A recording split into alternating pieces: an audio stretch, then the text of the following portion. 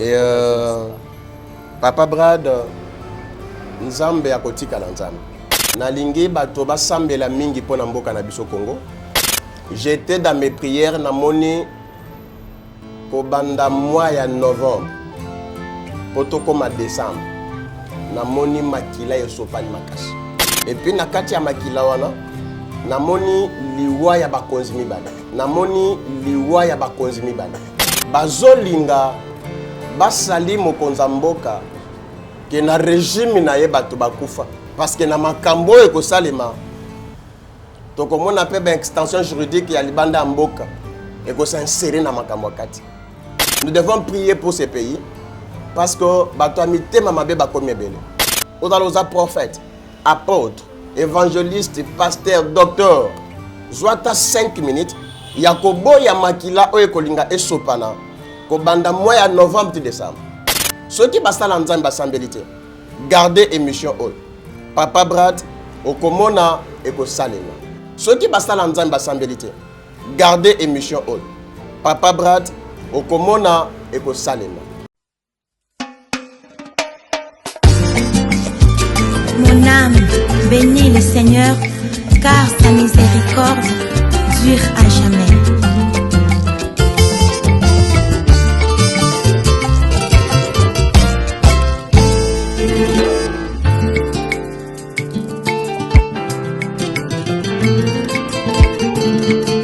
Oza nzambe nanga, oza musungi nanga, na yonde na tendelika Yahweh. Oza nzambe nanga, oza musungi nanga, na yonde na tendelika Yahweh, Yahweh, Yahweh. Oh, yonde yonde nyoso yanga.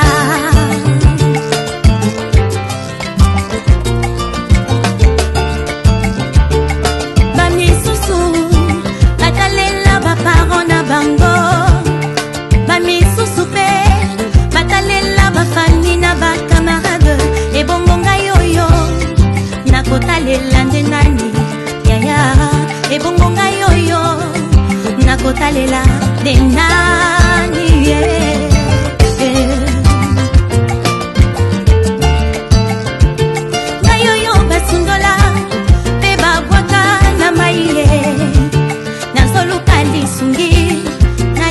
Bimisanga nasoluka lisungi ngaye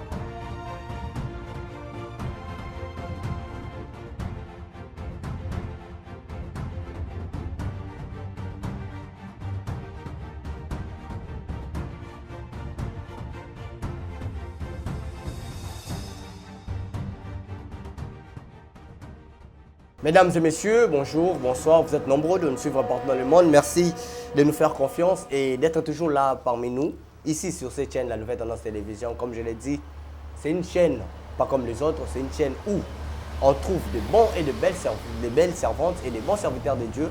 Et que, excusez-moi, que nous recevons ici sur ces plateaux. Merci de nous faire confiance et nous continuerons toujours de faire de notre mieux pour aider, édifier aussi le peuple de Dieu. Merci comme ça à toute l'équipe, la grande équipe de la Nouvelle Tendance Télévision. Merci à tous nos abonnés, plus de 185 000 abonnés.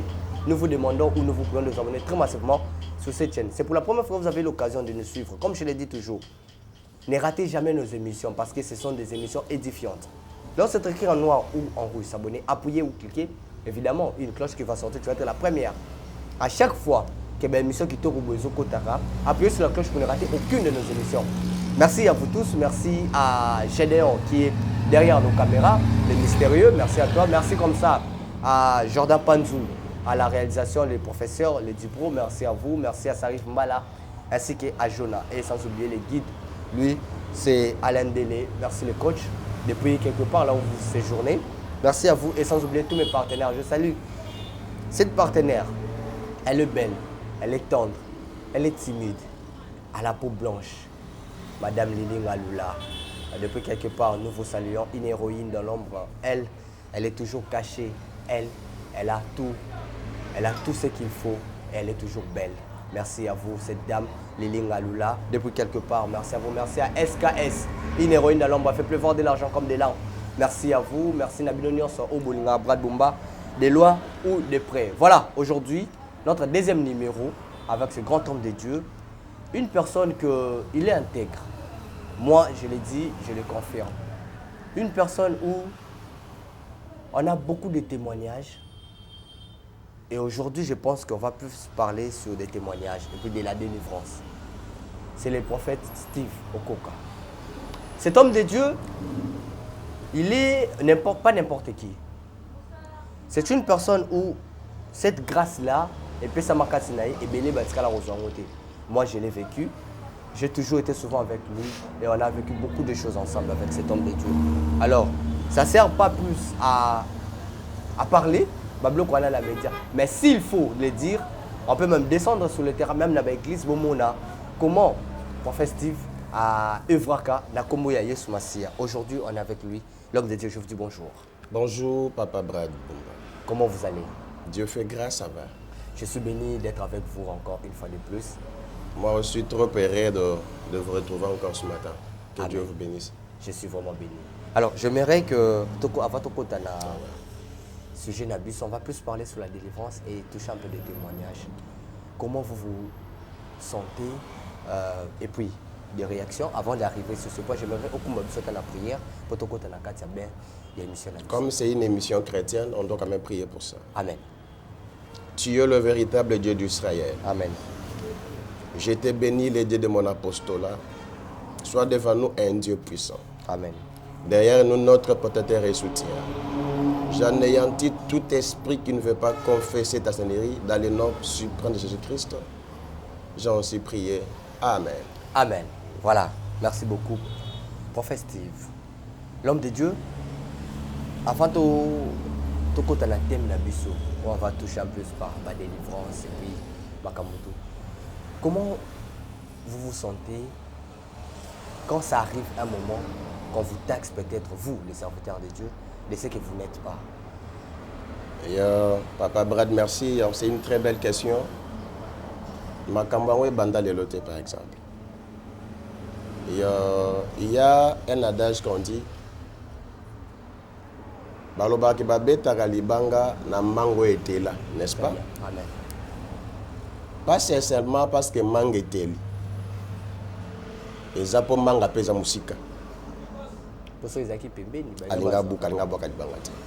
Amen. Qu'est-ce que moi je vais dire par là? Il y a certaines personnes qui nous traitent de loin. De ce que vous n'êtes pas. Ce que nous ne sommes pas. Et puis prophétiquement aussi, Papa Brad, ceux qui n'ont nous pas fingi yote, ceux qui n'ont nous pas diminué yote, ceux qui n'ont nous pas critiqué yote, c'est qu'on a la vérité. En commençant par l'homme de Jésus-Christ. Et Belé Babengaye Brézeboul, et Belé Babengaye magicien. Tina moya lelo. Il y a des gens qui ne croient pas en Jésus-Christ. Il y a des gens lelo bandimela raye soutien. Bamususu bandimela banzambe ya banoir. Bamususu bandimela banzambe na bango. C'est pour dire. Encore remarqué batu ebele bazo bika bika mon nzambe te pourquoi? Azali boso ya muto akopambola ye. Mais envoûtement ya destiné na ye landi. C'est quoi l'envoûtement, Papa Brad? Très bien. envoûtement eza nini eza que ozosala eloko ya mabe momona ko eza malamu. Très bien. Admettons par exemple engagé na musala mon côté directeur na yo avandi oyebi ce directeur telemo pesa nga esika mais mutu ango ozotelemi c'est ton directeur. C'est ton directeur qui est là des fois. Et ça problème il y a ozo gangé là. C'est que les envoûtements il y a chômage des Hollandais. Ils ont bien naïo ozonga. Parce que directeur mon côté na sena moi. A condimate personnel na ya manqué au respect. Ce n'est pas question seulement de la personne qui a maltraité son directeur, mais c'est la question qui se pose ici. Réclamation et ça n'a qu'à comme envoûtement. C'est pourquoi tu vas battre belé bazo bi quelqu'un entendre pourquoi. C'est parce que bazo taxi na bato ba taxe akate. Papa Brad. Et ça na basala nzambe papa na banga commissaire pasteur. Et ça na musala nzambe mususu nzale commissaire pasteur. Et ça musala nzambe moko nzambe muto abengi yo. Oko sana pasteur oyo papa na ya tché pasteur. Quand je parle, il y a côté, c'est quand on appelle. Très bien. Oko sakana na pasteur oyo ba bengaïté ma koti po na mpia kapo na nzala. Mais il faut faire attention avec un homme de Dieu que Dieu lui-même a appelé. Que Dieu lui-même a transformé. Mutumoko oya kaba vina ye pananzala. Quand on nous traite de comme ça, de fois, ça nous fortifie. Et puis ça abisso ma casse. Mais l'homme de Dieu, vous savez, il y a 3 catégories au PC Bissouana. Mais comment trouver le bien? Dieu l'a transformé. Parce qu'il y a des faux témoignages aujourd'hui. Il y a autre bien disant grand pasteur, mais en coucou, ça là, comment Mouto Yolanda yo à côté de la Mosino, non, lui là. Papa Brad naïb sabatelo comment Moutou ya makasi. Kozala bon pasteur, bon prophète, apôtre, évangéliste, ce n'est pas sincèrement Mouta au Sangi Sabato Belete. Ce n'est pas sincèrement Mouta au Sunga Batute. Mais il y a 2 principes. Il y a que Moutou Ayeba que c'est un homme de Dieu. Principe, il y a Liboso. Et ça, quand vous trouvez dans la personne l'amour sans intérêt, Nakacha pasteur. Très bien. Ou il ne calcule rien. Rien. Très bien. Principe, il y a mis balé. Quand vous trouvez chez ce pasteur-là, Azana Mawa vers Bato. Parce que le matin, Moutoumousou, ce qui est tombolier bolingwelongo. Ce qui est tombolier, Azomona Moutounyo sur le logo Zangati. C'est fort. Ce n'est pas seulement les gens qui remplissent l'église, des bazaba vérité. Non. Poye Bamosala Nzambe à solo, quand il trouve en lui l'amour et l'humilité. 2 bons principes, Yangouane. Très bien, l'homme de Dieu. Alors, j'aimerais que vous nous faites un peu une différence. Hein. C'est quoi être un escroc? C'est quoi l'escroquerie? C'est quoi une demande ou une conviction? Parce que sur ce point-là, on vous taxe de beaucoup de choses. Je ne parle pas de vous, mais je parle en général parce que je suis avec l'un d'eux. On vous taxe de beaucoup de choses sur ce point. Quand est-ce que ça devient une conviction? Et Papa Brad. Une révélation. Et l'escroquerie, c'est où? Papa Brad, vous savez, admettons on a un téléphone qui toque au boye. On a vu sur Papa Brad depuis un téléphone. On a juste crédit. On a benga moutou, n'est-ce pas? On a crédit à quelque part les bandas. Après un temps, on a bien libéré. Escroquer un téléphone. On a escroqué au téléphone. Mais ce n'est pas Papa Brad Ndengo Zawana. Na sengio Papa Brad, est-ce que vous pouvez un téléphone on a un crédit na benga mutu? Et bon téléphone coûte na lembango zwanga. La kabeli. Wana atoke nango. Ezala biloko musu Papa Brad. Toko senga pe mutu te. Mutu alandu a CP na yo abi papa tindela nga coordonner na par exemple. Au moni papa ti ata carburant. Il y a aussi un nom mutu te. Papa Brad oko escroquer mutu pozwa nini. De un mutu ngo lingo escroquer na eloko te. Comment ça? Papa Brad biso nzambe moto asala biso. To vivre kanangolu na nzambe. Très bien. Biloko nyonso oyo bato na se na moi bazwa na escroquerie, nzambe apesa biso yango na facilité. Amen. Yo consulter prophète par exemple par rapport à problème aux anango, n'est-ce pas? Yo moko sepeli bindenge za boye. Papa na autre de la carburant par exemple. Oh ya sengyote. Azu. C'est pas ça volonté na tu l'as voulu atangayi. Des fois quand mon père spirituel l'apôtre Augustin Mwipalinga voyager ngai papa na foutre le billet. Ah OK Duba na foutre le billet. Asengata comme le kola mwana alinga sala papa na ebola. Et puis so na somboli pa na billet na liki na mbongo. Ana mbongo ebele. Sauf que je veux seulement faire plaisir dans la salle pamboli nanga.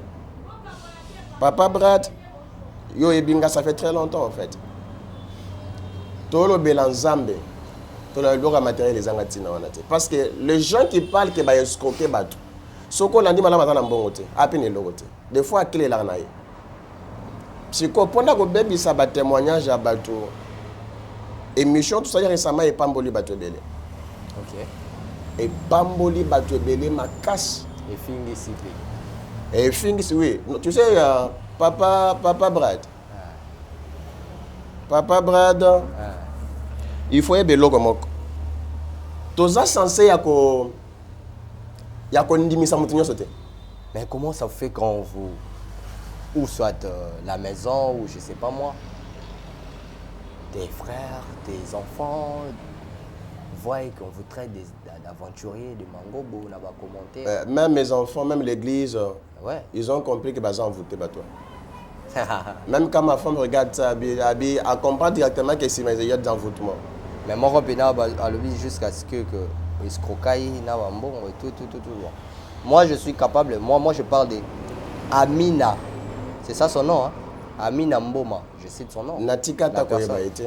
Prophète Alianga Mbongo, Azali Aventure. Brad, est-ce qu'il y a un enfant qui a $10 000, $1 000? On nous a mbappé ça en gâte. T'en as vendu, écoute, Amina, c'est ça son nom. Je ne la connais même pas. Ok.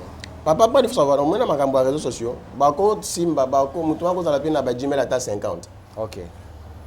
Pour nuire, à cause de la paix, agent à diable, à Linga, Peksa Batoba Pambolam. Mais malgré commentaires, Batoba Pambolam, il y a des témoignages. Batoba Pambolam. Les gens sont guéris. Il y a même un pasteur, je peux le citer, en États-Unis. Il m'a continué la mentor. Hormis les insultes. Oui. La mentor. Et puis c'est Aza Mouto Ayebana, passer à Mine Bayambaka Bango na poto, dans l'étage Yambaka Bango. Mais pourquoi Moni Bango sont là? Na cité Kombo na Nawej. C'est un prophète Nawej, dans l'étage d'Amérique. Et je crois qu'il y a une émission. Ça vous fait mal? Non, et ça a un problème. Des fois, ça peut déranger même. Et ça, puis l'autre temps, plusieurs fois. Mais chose grave aussi, moi, j'ai maintenant mon prophète Steve Okoka. Oh, voilà. Peut-être que tu vas confondre. Ah, peut-être. Certainement, dans le côté de Bango Mingi, moi, regarde Mingi. Ou on peut vous confondre avec. On confond Moutou.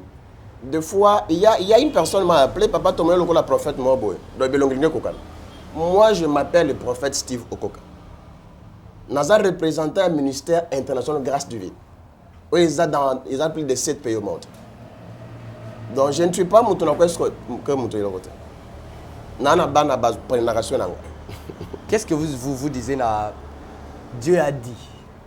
Il faut ça la boue. Vous pouvez commenter sur ça? Il faut ça la boue. Papa Brad, en réalité, toute personne qui me connaisse, n'a pas peu que Moutou. Nzamba par exemple qui était Lala Pongi Salabo et Salabo. Papa Brad est un amoutomo encore bengaye, siko ya koza la pa en ligne. Ouais, j'ai. Otunaye, na tosa lié de délivrance, ata 1 euro à PCB sauté. Mais Nzamba pas moli. Nzamba PCB sur le problème naye. Ata 100 euros. Avant d'y arriver, parce que déjà je pensais appeler cette personne, L'homme de Dieu. Sur... Excusez-moi, parce que Nalouk a déjà le numéro à maman. Voilà. Je peux même montrer le numéro parce que... normalement, Portugal, son numéro c'est plus 35 38 99 46 32 03. Vérifiez, enregistrez si vous verrez que ce numéro n'existe pas. Voilà. Allô?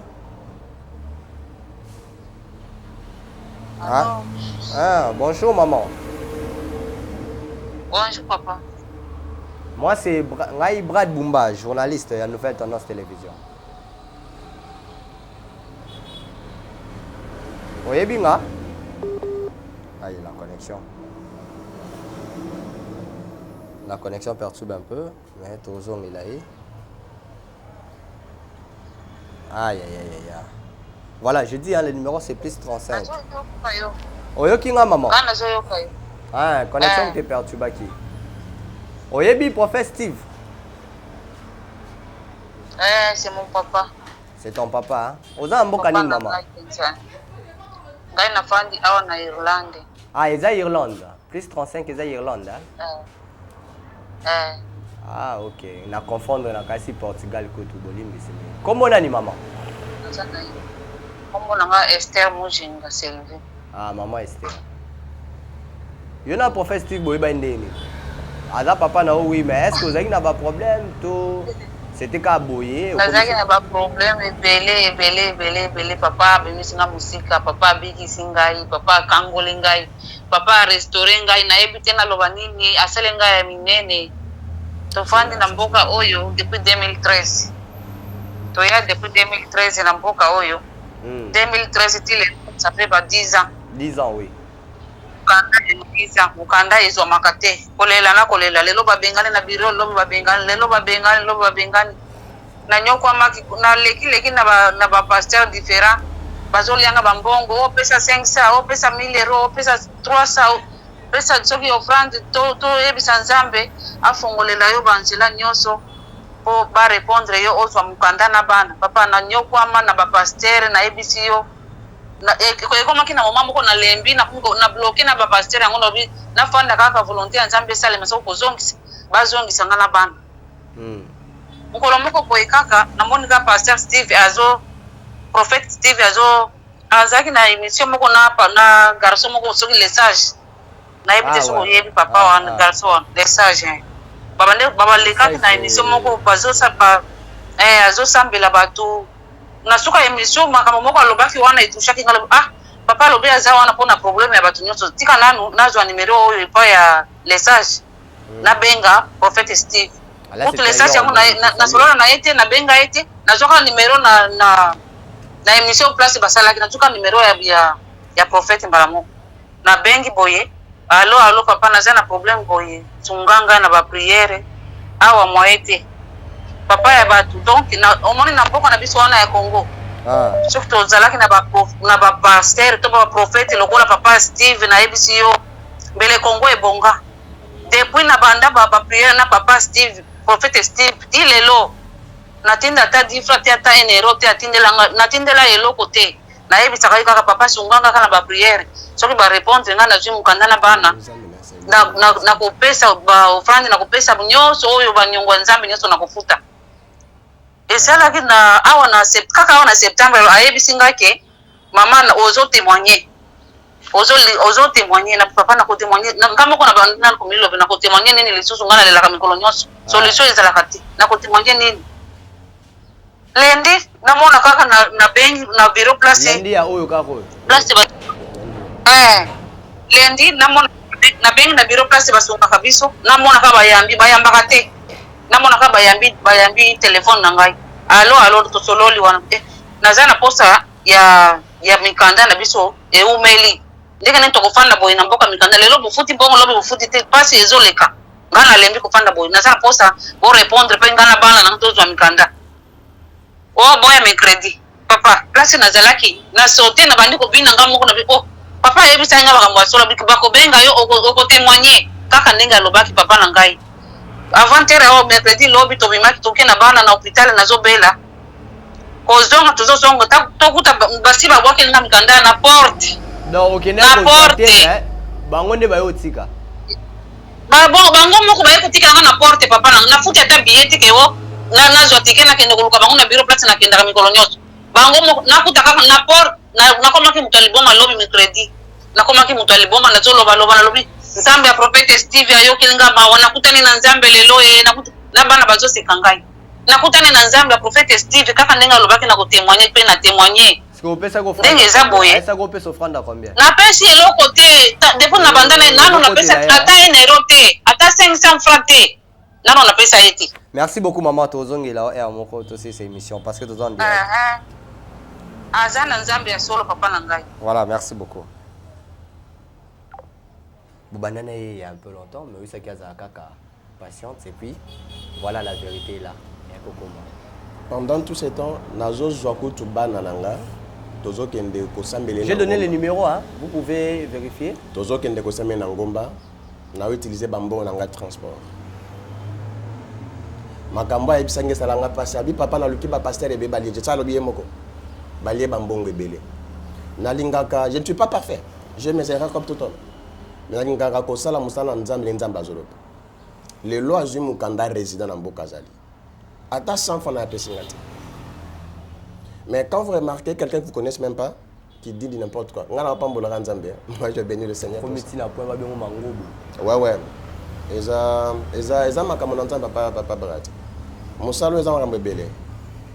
Parlez-nous un peu. On a compris, hein, parce que ce sont des gens au Babara. J'ai belé. Voilà, Bayoka Bango, voilà, c'est. On ne va pas prendre du temps sur mais parlez-nous un peu sur la délivrance. Est-ce que la délivrance a besoin d'une patience, Yamoto? Normalement, Papa Brad, toza bangangate, toza basel nanzam. La plupart des gens balinga kosali ça va proffaire ngolo banganga. Ndenga bingo lelo, abika kaka lelo. Oui, Dieu n'est pas incapable. Nzamba ko bikso lelo. Nzamba ko bikso lobby, abso lobelandi. Lelo ba pasteur belé basima bakisi pourquoi? Parce que ana posa asepelisa mutu mondimi. Ok, il faut s'appeler sans zambe ou ya benga na musala. Na délivrance, patience peut être na obéissance à la voix du Seigneur. Très bien. Donc ce qui oyoki mungongo na nzambe, o sali o nzamba lobi. Nzamba o pambolo. Na kati pe à délivrance, la patience aussi ça compte aussi. Mais il y a beaucoup des impatients. Comme la binope, tout le monde est impatient. La plupart, il y a bateau, moni bateau, bateau changer ba prophète, ba église, ce sont des impatients. Ake awa, ils allaient lelo habiter dans l'angouillate. Ake awa. Il y a une femme dans la Bible, elle a 38 ans, la piscine de Bethesda, n'est-ce pas? C'est un boulot. Elle a 38 ans. Il avait des gens bateau bakei batiki. Mais dans la vie d'une personne, il y a un jour. Dans la vie d'une personne, il y a un jour. C'est pourquoi nous avons dit tu peux souffrir aujourd'hui. Tu peux manquer de l'argent. Okobela. Mais ce qui est important, tu as un malade Nzamba kosala de toute manière atindi kona liboso ya mosala nzambe mususu oyo nzambe na canal na ye obiki bikama na nzambe. Et je lance cet appel na batu nyoso ba na problème. Crois en toi que ces problèmes partira un jour. Crois en toi que cette maladie est aussi la mokolo mususu. Papa Brad, il est aussi important que la personne va dans la paix positive. Je suis malade, mais je crois que je vais être guéri. Je suis stérile, mais je crois que j'aurai des enfants. Je suis chômeur, mais je crois. Nzambo apesi Papa Brad de Moussala. Un jour, à apesi Angate Moussala. Nzambo apesi Papa Lendele, moi si par exemple, un jour à Kobali Sapenga. Nzambo a sali Papa Steve Boy, un jour à Kosali Langa. Nzambo a sali Papa Gedeon, un jour à Kosali Langa. Nzambo a sali Papa Brad. Ba témoignage peut ça batu makasi. Que ndenge Nzamba sali muto. C'est que Nzamba change la terre. Ce qui Nzamba tomboli muto, c'est qu'il y a solo ngape na otombama. Je parle à toute personne. Des fois batu balembi Papa Brad.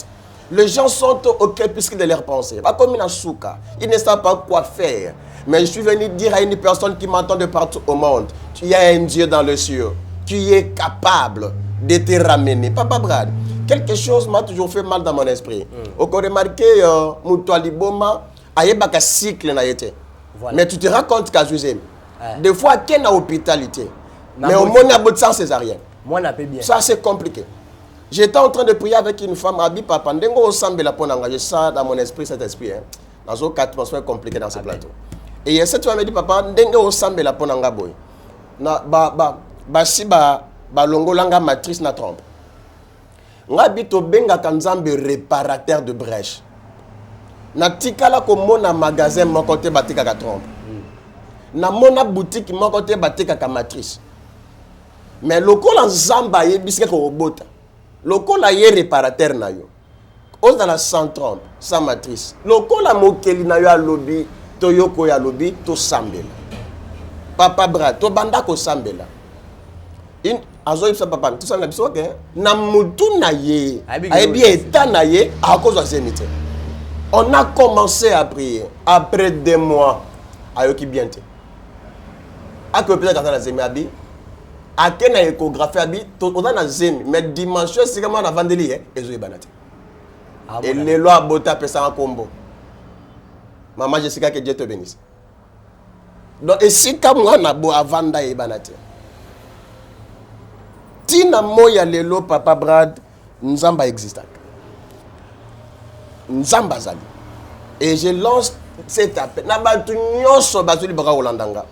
Mais kapenzambo. Si tu as un problème, mais kanzam. On a problème ya mukanda. On a problème ya stérilité. Makambo simba kate. On commence par la diagnostication. On va diagnostiquer c'est quoi le problème papa Brad. Et après nzamba za makasa pesa pour monter maintenant. Amen. Amen. Voilà. On est arrivé presque à la fin. Alors, est-ce qu'il y a eu une révélation, un message pour le peuple de Dieu? Et papa Brad, Nzambe akotika na Nzambe. Nalingi bato basambela mingi pona mboka na biso Congo. J'étais dans mes prières namoni kobanda mois ya novembre. Poto koma décembre. Namoni makila esopani makasi. Et puis na kati ya makila wana namoni liwa ya bakonzi mibale. Et puis na makila ezo sopana bazolinga basali mokonza mboka ke na régime na ye bato bakufa. Parce que na makambo ekosalema tokomona pe ba extension juridique ya libanda mboka eko s'insérer na makambo kati. Nde ba roloba ce qu'on appelle au sein droit ba crime contre l'humanité. Nous devons prier pour ces pays parce que bato amité mamabe ba komi ebele. Nzamba pesi biso mboka oyo en qualité ya basala na Nzambe. C'est ainsi je lance l'appel na basala Nzambe nyonso aux prophètes, apôtres, évangélistes, pasteurs, docteurs. Zwata 5 minutes yakobo ya makila oyo kolinga esopana ko banda mois ya novembre et décembre. Pe yakoyebisa Nzambe akitisa mawo. Ceux qui basala Nzambe basambelité. Gardez émission oyo. Papa Brad okomona ekosalema. Mais nous ne sommes pas des prophètes de malheur. Ce qui est révélé est condamné. Et ce qui est condamné est enterré. Le kola toza na ba prophète na mboka oyo. On va parler à Dieu. Penzamba koyoka biso. Pona kosukisa nazali kosambela. Ça fait pratiquement 3 jours. Papa Brad Nzamba meminga. Nzambe habitala Nathalie Malama. Namoni 3 ndako. Mais na bandako wana papa Brad namoni bakomi ba écrit ya mike. Bakomi blocage na ndako ya mibale bakomi complication. Siko na ndako ya misatu bakomi incurable. Bato na kati bazolela. Dieu me dit. Omoni bato nyonso forme ya bandako misatu wana. Baza bato o bako lukalisunge bazomona te. Ba pesa confiance na basala Nzambe bele bako mal dessus. Mais bazoye bate bakende wapi. Ba mususu bakomi na ba problème bat ke natana banganga. Mais je t'envoie. Et loko ekoma incurable na ba vie na bango. Nganzam na pêche au clé pona yango. C'est ainsi je lance cet appel na batu nyos de partout au Sika Bazali. ceux qui vont se rendre compte que la maladie moko oyebikama te et loko esimbaka te o basambela sambela pona ye. Papa Brad, je crois en Jésus-Christ et je crois au miracle. Des fois Nzambe alekisi bango po batalanga za pambate. Yango na yebisaka batu kozala pe pressé ya kobenga prophète te. Zwa pe tamuke ya kosambela. Parce que ce qui Nzambe alobi na voix audible te Papa Brad à travers la conviction du cœur. Très bien. Numéro nabiso ezali na protocole ya mbelanga téléphone te.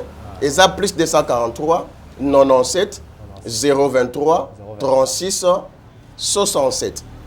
Merci beaucoup Papa Brad. Les numéros. Na pesi DG ya chaîne Papa Alain Delessi Kazali. Na pesi ba personnel nyonso ya tendance nouvelle tendance télévision. Na pesi ba caméraman akitoko makasi. Pe nazali ko sepela musala boko sala. Merci. Nzambe abakisa bino ebele. Pe Nzamba pambola bino. Amen. Et oyo tozo kanisa tolo bakate oyo za chaîne de télévision. Amen. Peut-être Nzamba ebe autant en thème la biso. Nzamba pambola bino. Merci Amen. beaucoup Papa Brad. Merci beaucoup l'homme de Dieu. Merci. Voilà, ça n'est fini pour aujourd'hui. Merci, on était là avec le prophète Steve. On a eu un peu à parler sur la délivrance. On a eu à parler un peu sur les insultes où nous, les croyants ou les fidèles, nous portons aux serviteurs de Dieu. Et c'est important. Si vous voyez que cet homme que vous voyez soi-disant, il n'est pas ceci, c'est là. Pourquoi pas? Au Kangino Ramnorona Ofandi.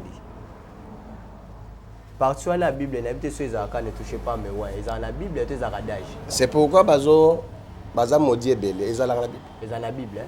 Voilà. Restez toujours calme. Et puis moi je demande, je pose une question. C'est pour cela que j'avais posé cette question. Faites-moi une différence entre une conviction, une demande, l'offrande et puis l'escroquerie. Quand vous arriverez à faire cette différence-là, parmi ces quatre choses, vous verrez que c'est toi-même qui s'est fait escroquer, ou c'est toi qui l'as fait par conviction, ou c'était une demande, quand vous avez demandé, vous l'avez faite, ou c'était une offrande. Alors quand vous avez fait, vous attendez quoi en retour? Parce que quand on fait quelque chose, on n'attend rien en retour. Vous avez fait quelque chose parce que comme le roi change. D'ailleurs, quand vous payez, il faut voir. Et comme obligatoire, parce que biso to koma banzambe, to mosala nzamba koma nzambe, ya kwa isone nzamba za na muninga. Dieu a dit, oui, Dieu a dit là-bas na Israël, Barobima. Ils ont fait combien? 400 ans. 430 ans.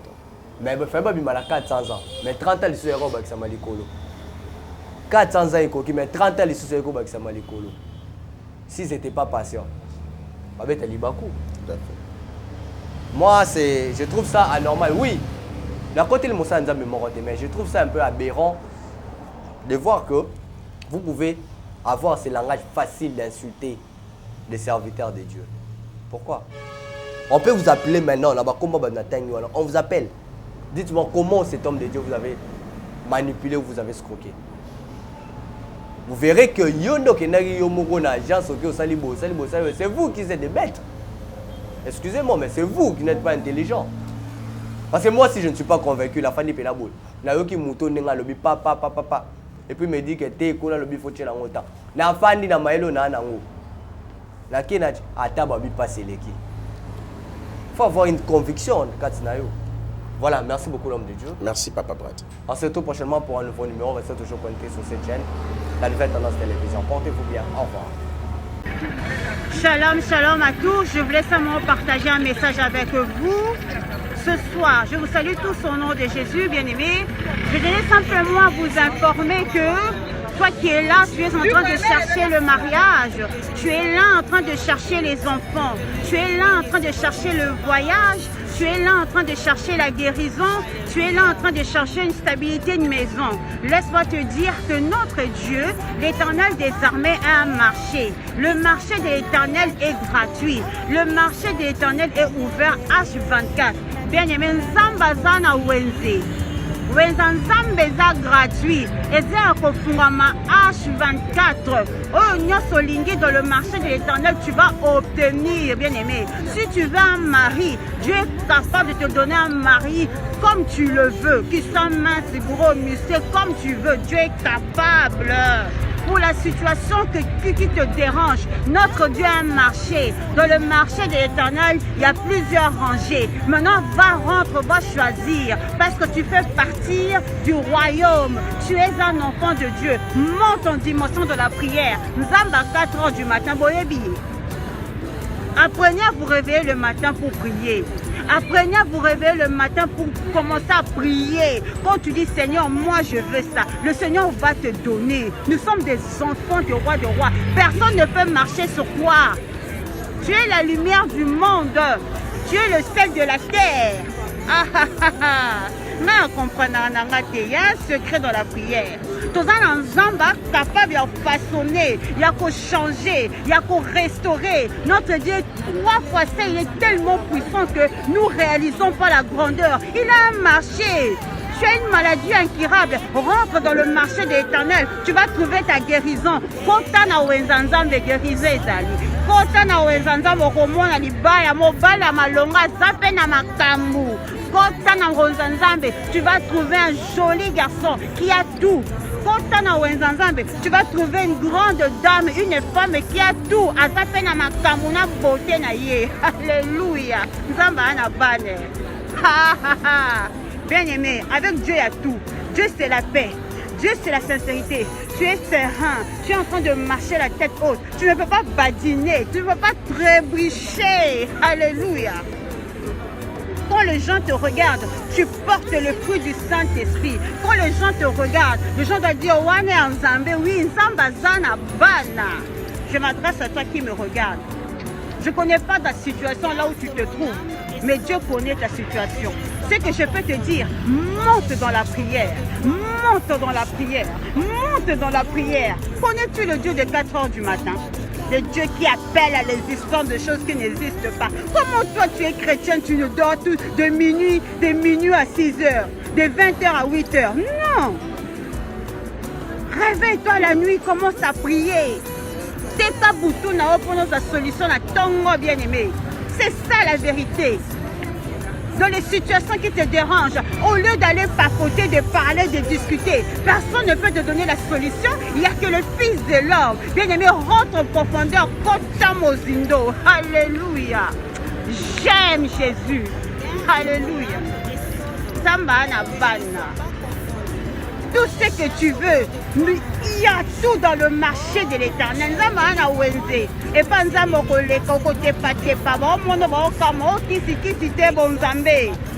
je m'adresse à une personne. La situation pour ton problème, il y a une solution, c'est l'Éternel des armées. Il a payé un prix, il a donné son sang pour toi, il a tout donné, il y a un marché. C'est le temps maintenant de prendre et de rentrer en profondeur. Dieu t'a tout donné. Dieu a dit, haha, tu as tout dans tes mains. C'est le temps de te lever. Ce n'est plus le temps de rester dans les distractions bêtes, dans les choses inutiles, les choses qui ne t'apportent rien, tu zappes. Rentre en profondeur, regarde ton entourage, nettoie ton entourage. Alléluia. La profondeur attire la gloire de Dieu. Dieu a un marché et dans ce marché il y a tout. Tous les hommes que tu veux, toutes les femmes que tu veux l'argent, tu veux la voiture, tu veux la maison. Dieu a tout. Ah, bisous à vous chez vous là-bas. On reviendra au Zongelango. Que Dieu vous bénisse.